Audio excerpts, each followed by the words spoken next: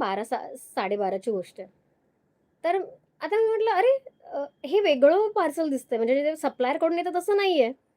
मी check केलं तर त्याच्यावर खाली नाव लिहिलं होतं, स्नेहल खोजे कांबळे. ठीक आहे. मी म्हटलं, "स्नेहलताईंनी काय पाठवलं? मी तर काही ऑर्डर पण नाही केलंय." मग ते वैभव होता रात्रीपर्यंत. अ, सो आम्ही दोघंच होतो. मग नंतर तो बोलला मी म्हटलं, "चल मला ओपन." तर तो बोलला, "आपण घरी जाऊया आणि मग." मी म्हटलं, "नाही, मला आत्ता ओपन करायचंय." तर आम्ही शॉपमध्येच होतो. अजून काम चालूच होतं. तर मी लगेच तिथल्या तिथे बसून ओपन केलं आणि बघितलं.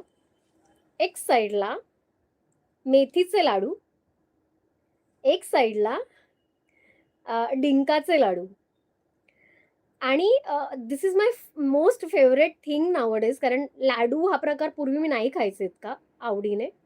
ह्या दोघींनी म्हणजे वर्षाताईंनी आणि स्नेहलताईंनी. तर सुरुवात तर स्नेहलताईंनीच केली होती. तर त्यांनी मला सवय लावली आहे ते लाडू खायची आणि मी हावरटासारखं तिथल्या तिथे ओपन करायला लागली. आणि मी लिटरली मी म्हटलं, "वैभव मला हवाय." तो बोलला, "अगं, म्हणजे तुला उपवास सोडायचा आहे?" मी म्हटलं, "नाही 12:30 वाजून गेले." सो तुमच्या लाडूने मी उपवास सोडला घरी इथे इथे शॉपमध्ये इथे बसून ताई.